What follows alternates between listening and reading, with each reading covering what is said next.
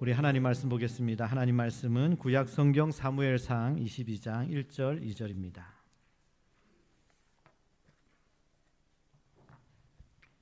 구약 성경 사무엘상 22장 1절 2절 말씀, 우리 다 같이 한 목소리로 사무엘상 22장 1절 2절 말씀, 우리 다 같이 한 목소리로 다 같이 읽겠습니다.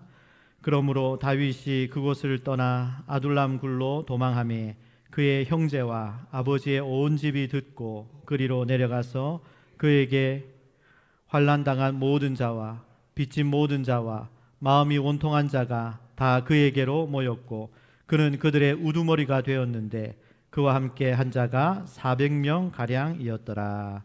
아멘. 오늘은 사무엘상 22장 1절 2절 말씀을 중심으로 예수님이 세우신 시온 중앙교회라는 제목으로 말씀을 전하겠습니다. 우리 제목을 다 같이 읽어보겠습니다. 예수님이 세우신 시온 중앙교회. 한 번 더. 오늘 우리가 읽은 본문은 다윗이 사울을 피해 아둘람 굴로 도망을 갑니다. 그런데 다윗이 거기에 있다는 소식을 듣고 많은 사람들이 모여드는 거예요. 남자들만 400명이 모였고요. 선지자, 제사장들도 합류했습니다.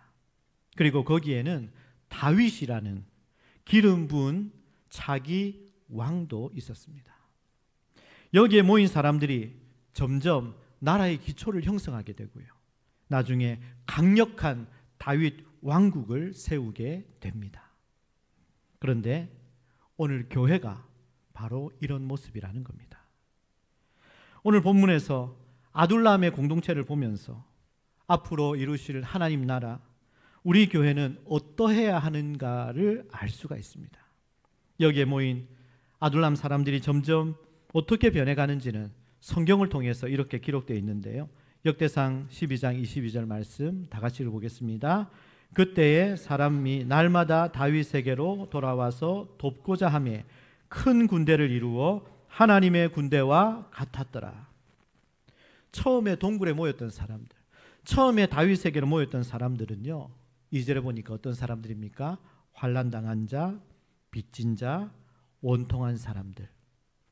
그런데 이들이 점점 시간이 지날수록 강력한 다윗 왕국을 세우는 용사들로 변해갔습니다. 지금 우리 교회가 바로 이런 곳이 되어야 하는 것입니다.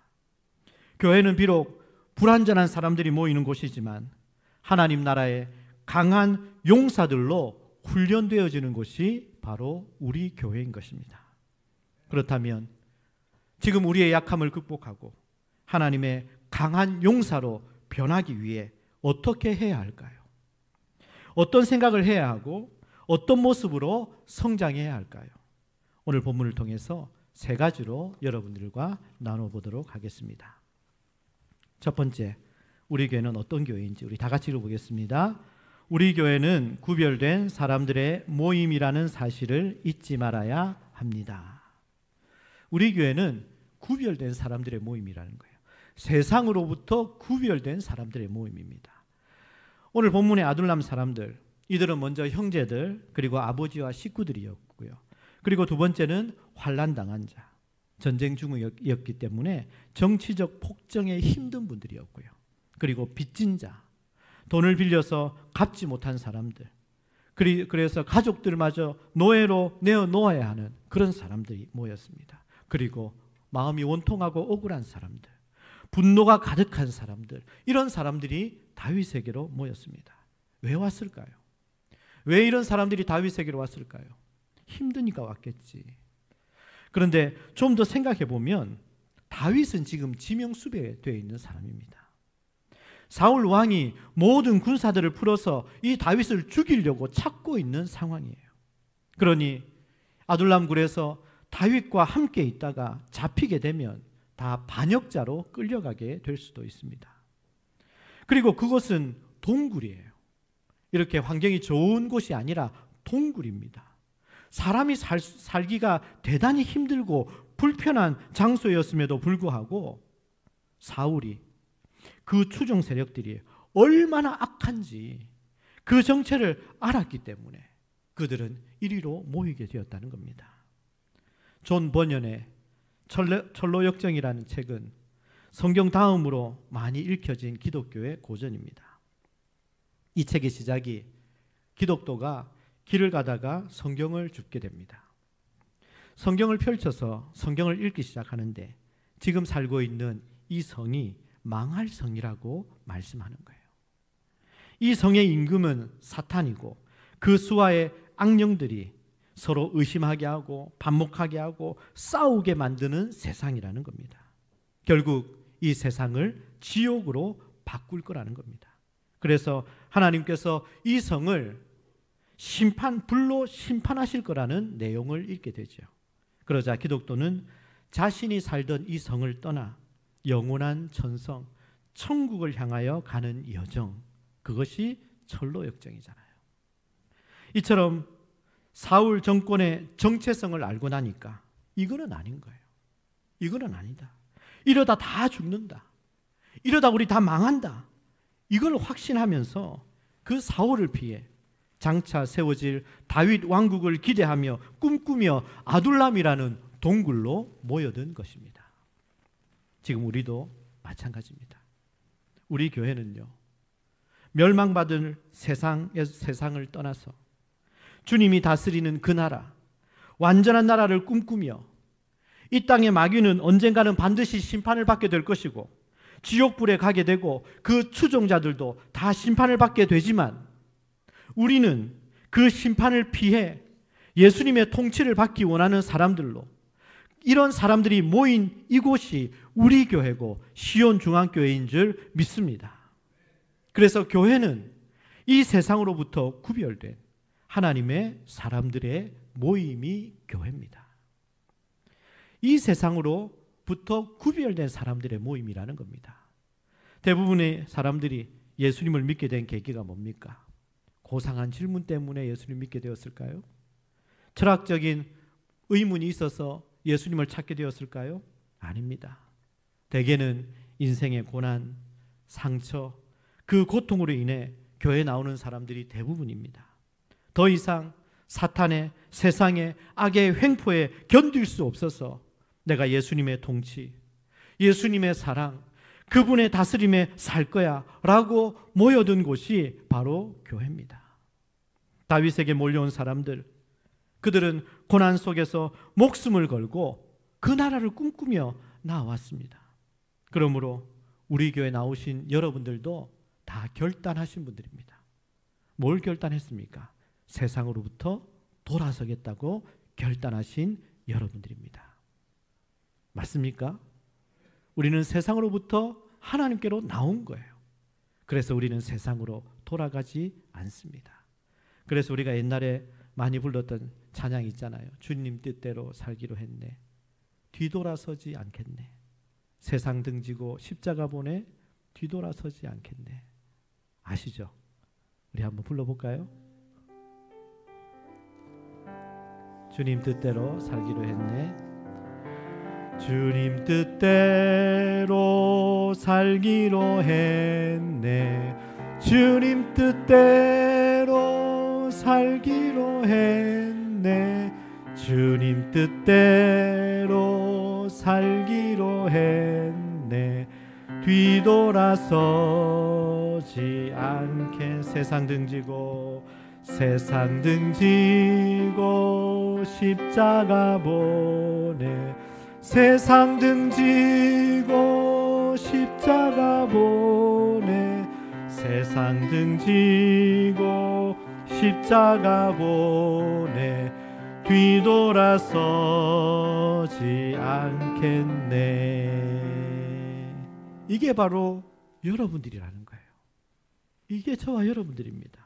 우리는 세상으로부터 돌아선 사람들이에요. 그러니 세상으로 다시 돌아가지를 않습니다.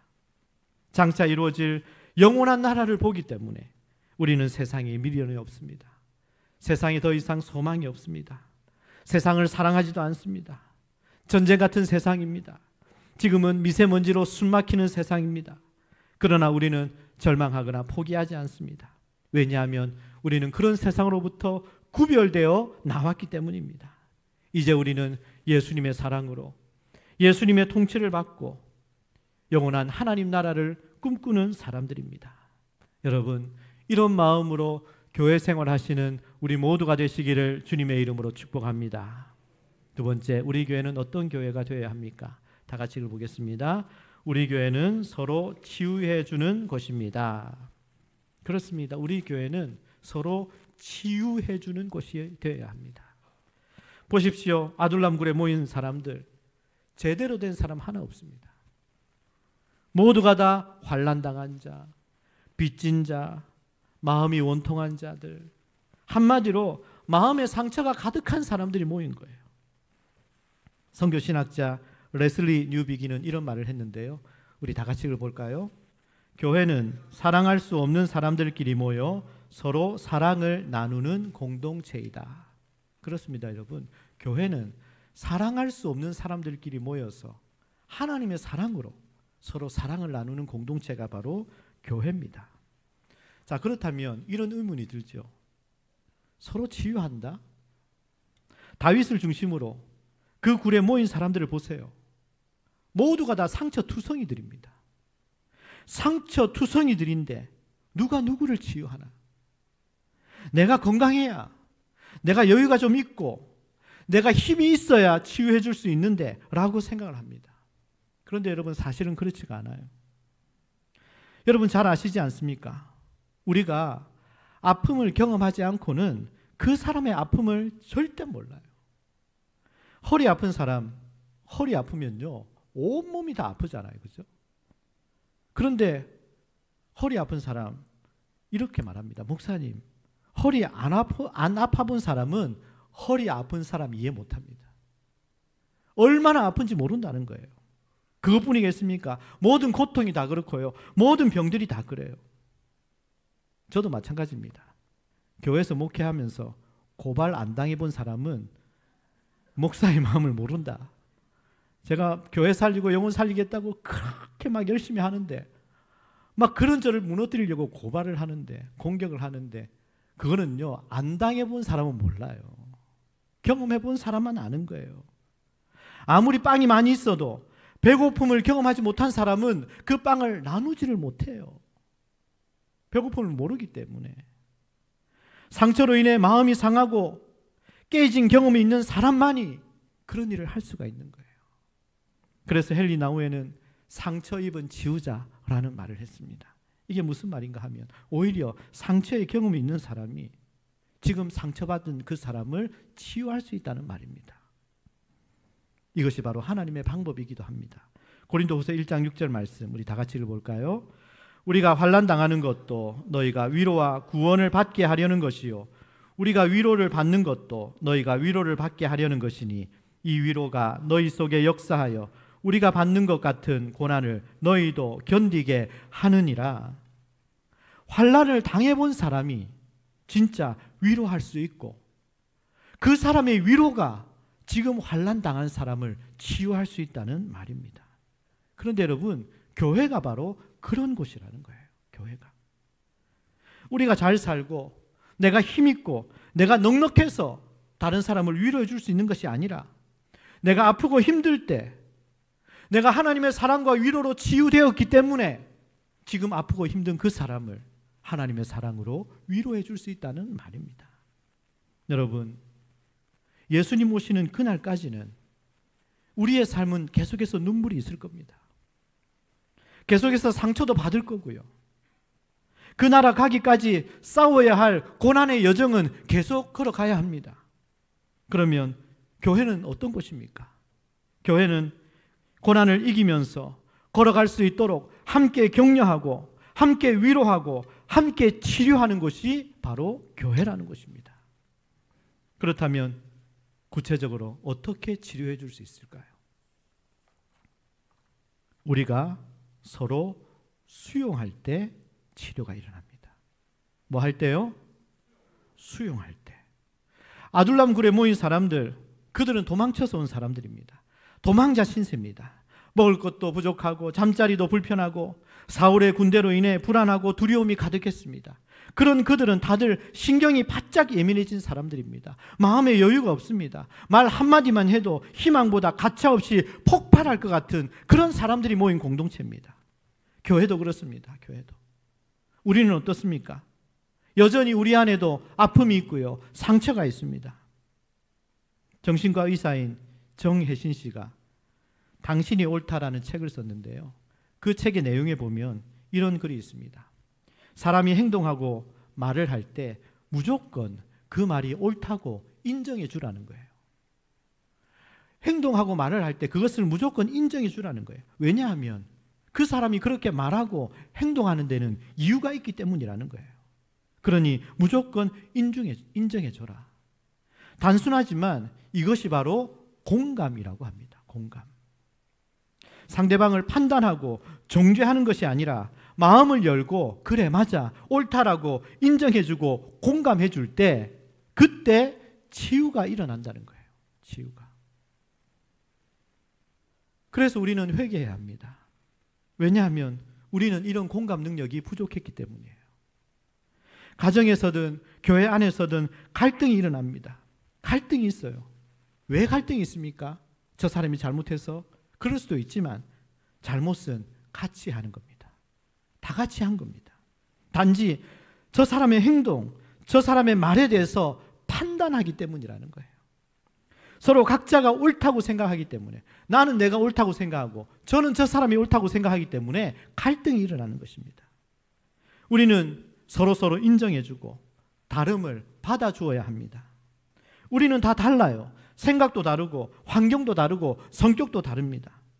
나와 다른 사람을 틀렸다고 말하지 말라는 겁니다. 사람들마다 두 마리의 개를 키우고 있잖아요. 여러분들도 아마 키우고 있을걸요. 어떤 개를 키우고 있나요? 다 같이 볼까요? 선입견, 편견. 우리는 다 이 선입견, 편견, 이 두 마리의 개를 다 키우고 있어요.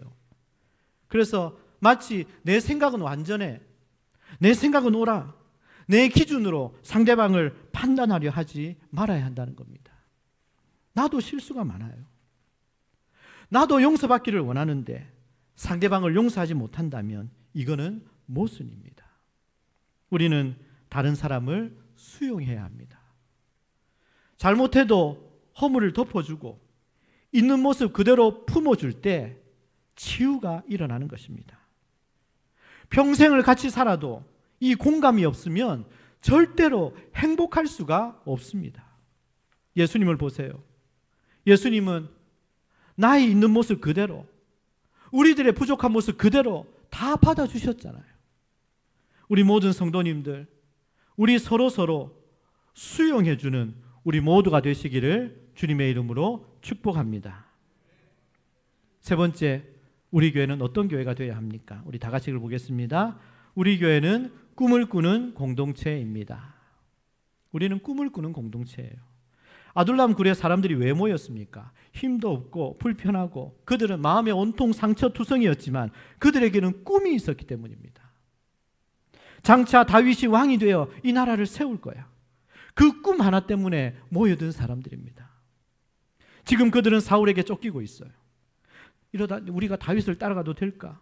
마음에 의문이 들 수도 있고 마음이 흔들릴 수도 있었지만 그럼에도 그들에게는 꿈이 있었어요. 그 꿈을 가지고 서로를 격려하면서 그들은 앞으로 나아갔습니다. 이 꿈이 교회에서도 있어야 합니다. 교회는 약한 자가 강국을 이루는 공동체가 교회입니다. 아둘람 굴에 환난당하고 빚지고 원통한 이런 사람들이 도대체 뭘 할 수 있겠습니까? 그런데 하나님은요, 이런 사람들을 통해서 하나님 다윗 왕국을 세우셨습니다. 우리 하나님이 어떤 분이십니까? 우리 하나님은요, 이사야 60장 22절 이 말씀처럼 행하시는 분인데요. 우리 다 같이 한번 읽어보겠습니다. 그 작은 자가 천명을 이루겠고 그 약한 자가 강국을 이룰 것이라. 때가 되면 나 여호와가 속히 이루리라. 우리가 생각할 때는 너무너무 작은 자고 형편없이 약한 자인데 하나님은, 우리 주님은 그런 작고 약한 자를 통해서 천명을 이루고 강국을 이루시게 하시는 분이 하나님이신 것을 믿으시길 바랍니다. 예수님의 제자들을 보세요. 예수님의 제자들만 보면 도대체 그들을 통해서 어떻게 세계 복음화의 희망을 꿈꿀 수 있겠습니까? 허접한 제자들, 무서워서 도망친 제자들, 배운 것도 없고 무식한 제자들.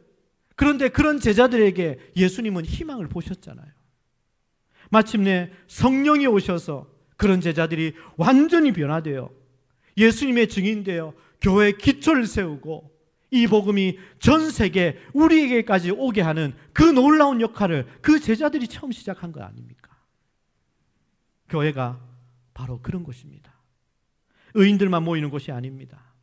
세상에 잘 나가는 사람들만 있는 곳도 아닙니다. 인격이 완성되고 성품이 좋은 사람들만 모인 곳도 아닙니다.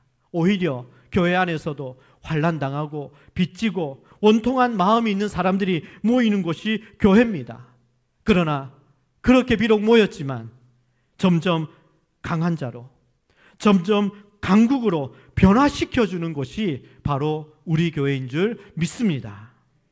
뿐만 아니라 영적으로 든든히 세워져가는 모습을 보는 것은 가장 큰 기쁨이 될 것입니다.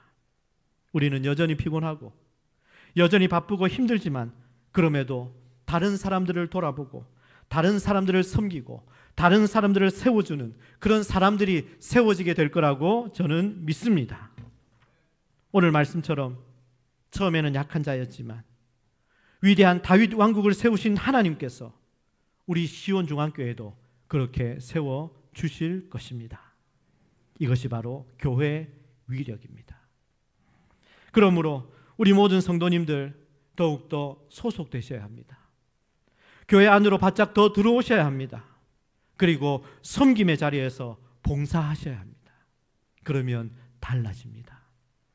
하나님께서 나 이 작은 미약한 헌신을 통해서 일하시고 살아 역사하시는 것을 경험하게 될 겁니다. 우리 하나님은요, 절대 교회를 통하지 않고는 위대한 일을 이루시지를 않습니다. 하나님은 항상 교회를 통해서 일하십니다. 우리 교회가 어떻게 될 때요? 시편 133편 1절 말씀 다 같이 읽겠습니다. 보라, 형제가 연합하여 동거함이 어찌 그리 선하고 아름다운고. 우리는 서로 다르고 우리는 상처와 아픔이 있지만 그러나 우리 주님 안에서 하나님 안에서 우리가 서로 연합하고 동거하는 아름다운 모습이 있는 곳이 바로 우리 교회인 것입니다. 우리 교회는 예수님의 꿈을 이루기 위해서 모였습니다. 교회는 예수님의 몸입니다. 그 꿈은 이 땅에 하나님 말씀을 가르치시고 전파하시고 치유하심으로 하나님 나라를 세워가는 일, 이것이 예수님의 꿈이고 우리 교회의 꿈입니다. 우리 모두가 다 세상을 살리고 사람을 살리는 이 일을 위해 우리 교회가 존재하고 그 일에 쓰임받는 우리 모두가 되시기를 주님의 이름으로 축복합니다. 말씀을 정리하겠습니다. 오늘 본문에 아둘람 굴에 모인 사람들은 모두가 초라한 사람들이었습니다. 상처받은 사람들, 모난 사람들이 모였습니다. 그런데 그들은 서로를 수용하고 서로를 배려하고 서로에게 배우고 그리고 한 꿈으로 나아갔을 때 강력한 하나님의 군대가 되었습니다.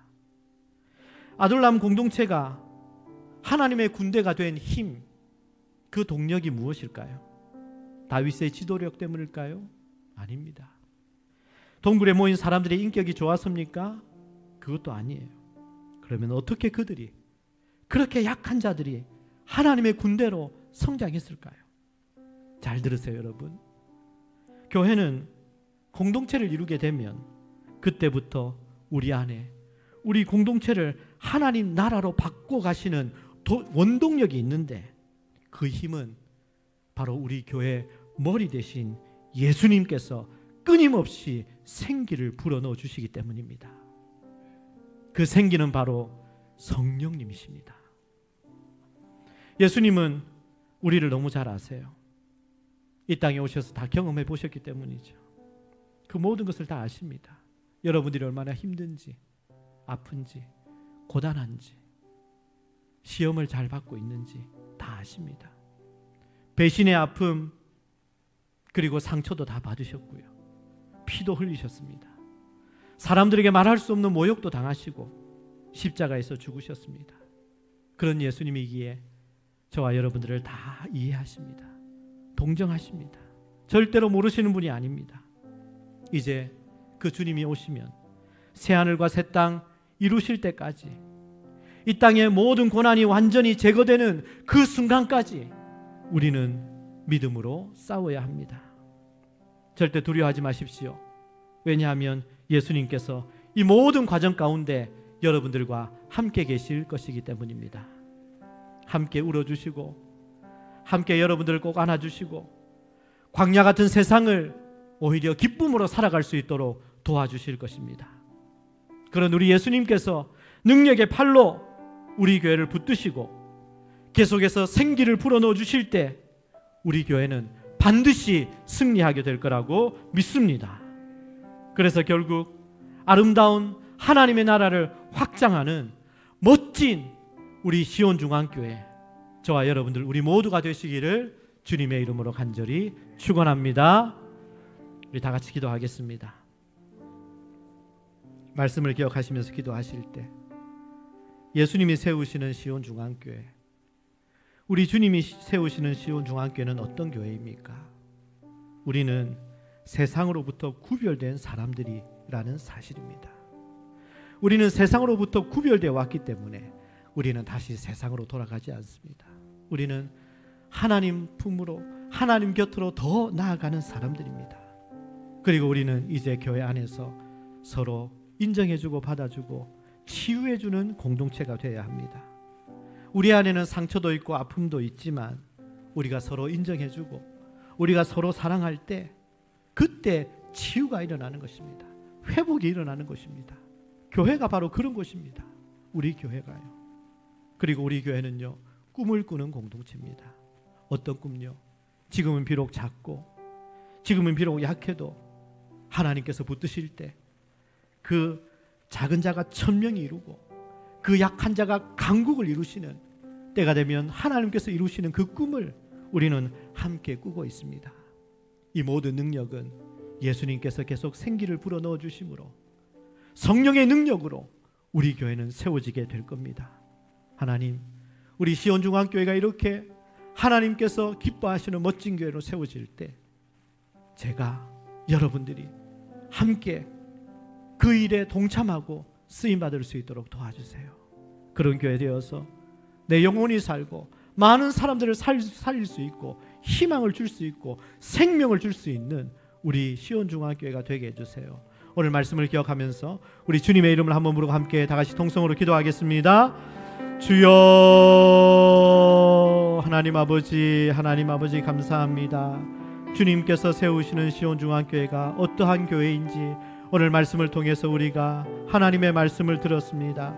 하나님 아버지, 오늘 우리는 세상으로부터 구별된 사람들의 모임이라는 사실을 기억하게 하여 주시옵소서. 그래서 우리는 다시 세상으로 돌아가지 아니하고 이제 세상으로 구별되어 더욱더 하나님께로 나아가는 우리 모든 성도들이 되게 하여 주옵소서. 우리 교회는 서로 치유해주는 교회가 되게 하여 주옵소서. 상처와 아픔이 있지만 서로를 인정하고 사랑할 때 회복과 치유가 일어나는 우리 교회 공동체가 되게 하여 주옵소서. 하나님이 행하실 일들을 기대하며 꿈을 꾸는 공동체가 되게 하여 주옵소서. 지금 우리의 모습은 연약하고 지금 우리의 모습은 약하지만 하나님께서 강국을 이루어주시고 능력으로 세워주는 것을 우리가 경험하게 하여 주시옵소서. 이 모든 일을 성령께서 이루어 가실 줄 믿습니다. 성령께서 이루어 가실 때 순종하면서 쓰임받는 우리 모두가 되게 하여 주시옵소서. 하나님 아버지, 우리 주님께서 세우시는 시온중앙교회, 아름다운 교회, 많은 영혼들에게 영적인 만족감과 충만함을 주는 교회, 생명과 희망과 구원을 주는 교회, 우리 시온중앙교회가 하나님의 능력으로 세워질 때 사랑하는 성도들, 하나님 앞에 순종함으로 함께 쓰임받는 우리 모두가 되게 하여 주시옵소서. 예수님의 이름으로 기도합니다. 아멘.